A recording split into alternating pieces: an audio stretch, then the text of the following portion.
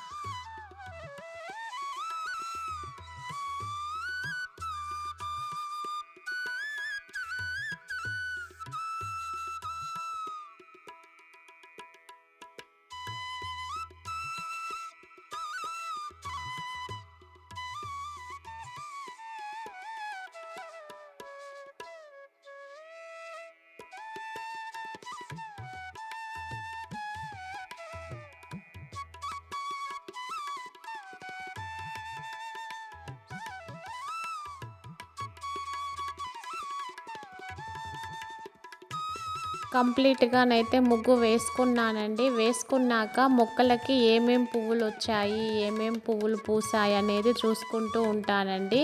ఆ తర్వాత మొక్కలకి ఏమైనా వాటర్ అవసరం ఉందా, అవసరం ఉంటే వాటర్ వేస్తానండి. అవసరం లేకపోతే వాటర్ ఏమి వేయను. ఇప్పుడు ఇక్కడైతే వర్షాలు పడుతున్నాయి ప్రస్తుతానికి, అందుకే ఎక్కువ వాటర్ అయితే అవసరం లేదండి. ఏదన్నా పాట్లో వర్షం నీళ్ళు ఎక్కువైపోయి నిండుగా ఉంటే దాన్ని తీసుకొచ్చి ఎండలో పెడతానండి. ఈ విధంగా మొక్కలకి ఏం అవసరమో అది చూసుకుంటూ ఉంటాను. మొగ్గలకైతే ఏమైనా మిల్లీ బగ్స్ అట్లా ఏమన్నా ఉన్నాయా, ఆకులకి ఏమైనా ఉన్నాయా అనేది చూసుకుంటూ ఉంటానండి. ఇక్కడ వచ్చేసి మేము తోటకూర అలికాము. చూడండి ఎంత బాగా వచ్చిందో తోటకూర. ఇక్కడ ఏమన్నా పిచ్చి గడ్డి ఏమన్నా ఉంటే గడ్డి కూడా తీసేస్తూ ఉంటానండి. ఈమెంటి ఇవన్నీ చెప్తూ ఉంది కానీ ఏది చేసి చూపించడం లేదు అని అనుకుంటున్నారా? నెక్స్ట్ వీడియోలో ఖచ్చితంగా చేసి చూపిస్తానండి. ఎందుకంటే ఇప్పుడు వీడియో షూట్ చేసేది నేను అది చేసుకుంటూ ఇది షూట్ చేయలేకపోతున్నాను. నెక్స్ట్ మా వారు ఎప్పుడైనా ఉన్నప్పుడు ఖచ్చితంగా ఆ చేసే పనులన్నీ మీకు నీట్గా వీడియో తీసి పెడతానండి. ఇక్కడైతే అవంతా మొక్కలన్నీ చూసుకున్నాక, వాటర్ పోసినాక అంతా చూసుకొని మళ్ళీ కిందికి వచ్చి పూజ కోసమని పువ్వులు తెంపుకుంటూ ఉంటానండి. ఏం రోజు ఇన్ని పూలు పూస్తాయని అయితే చెప్పను. ఎన్ని పూలు పూస్తే అన్ని పూలు అయితే తెంపుకుంటానండి పూజ కోసమని. బయట నుంచి అయితే పువ్వులు ఎప్పుడు కొనుక్క రాలేదు. పూజకు సరిపడా పువ్వులు అయితే మా తోటలో నుంచే తెంపుకుంటూ ఉంటాను.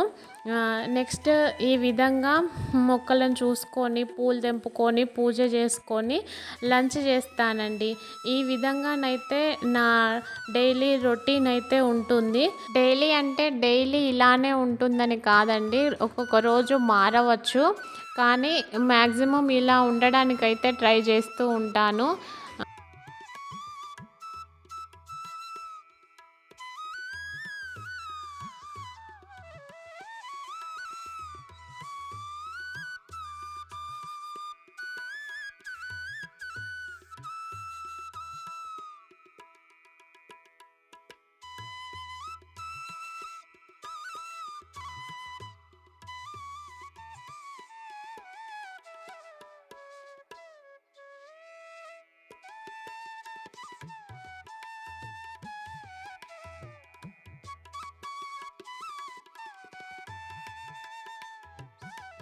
ఇవండి మా గార్డెన్‌లోని పూసిన పువ్వులతో నేనైతే స్వామికి పూజనైతే చేస్తానండి.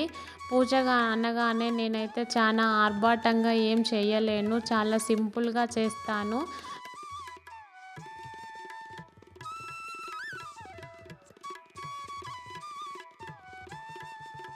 పూజ అయిపోగానే నెక్స్ట్ లంచ్ చేస్తానండి. లంచ్‌కు ఈరోజు నేను ముద్దపప్పు, పచ్చి పులుసు చేశాను. ఇవి చాలా తొందరగా అయిపోయే వంట. నెక్స్ట్ వచ్చేసి చాలా టేస్టీగా ఉండే వంట అండి. ఎవరైనా గెస్టులు అట్లా వచ్చినప్పుడు చాలా తొందరగా అంటే తొందరగా అయిపోతుంది. మళ్ళీ ముద్దపప్పు, పచ్చి పులుసు అంటే చాలా టేస్టీగా కూడా ఉంటుందండి. ఇది చేయడం చాలా ఈజీనే, అంత పెద్ద కష్టమేం లేదు. పప్పును బాగా కడుక్కొని నీట్‌గా అందులో కొంచెం పసుపు, తర్వాత గార్లిక్, కొంచెం జీలకర్ర వేసి విజిల్స్ పెట్టుకునేదే అండి. ఒక 4, 5 విజిల్స్ పెట్టుకోవాలి. చాలా మెత్తగా కావాలి పప్పు. నెక్స్ట్ అంతలోపు పప్పు ఉడికేలోపు చారు చేసుకోవడం అండి. చారు అంటే పచ్చి పులుసే, ఓన్లీ చింతపండును నానబెట్టి చారు ఈ విధంగా తీసుకొని పిసుక్కొని పెట్టుకోవాలి చారును. ఈ విధంగా చేసుకున్నాక ఇందులో పచ్చిమిర్చి, తర్వాత గార్లిక్, జీలకర్ర ఆయిల్లో వేయించుకొని కొంచెం కచ్చా పచ్చగా దంచుకోవాలండి. దంచుకొని ఈ చారులో కలుపుకునేదే.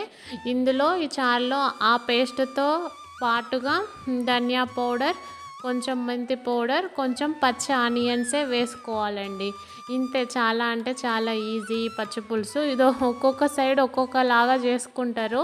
మా సైడ్ అయితే ఈ విధంగా చేసుకుంటామండి. అంతే. ఇంక దీన్ని మళ్ళీ తిరువాత పెట్టుకోవడము, అంటే పోపు పెట్టుకుంటే సరిపోతుందండి ఈ పచ్చి పులుసుని.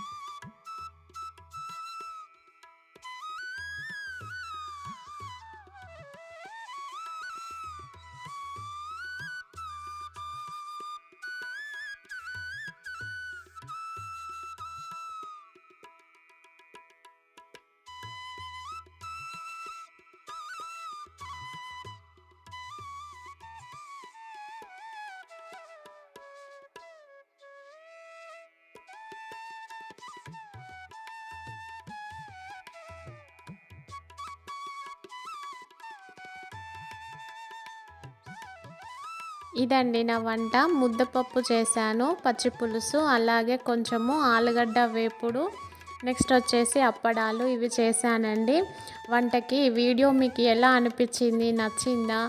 నచ్చలేదా? ఏదైనా మీరు కామెంట్ సెక్షన్లో కామెంట్ చేయండి. ఈ వీడియో కనుక మీకు నచ్చినట్లయితే, లేదు మీకు యూజ్ అవుతుంది అనుకుంటే ప్లీజ్ లైక్, షేర్, సబ్స్క్రైబ్ అండి. Thank you all.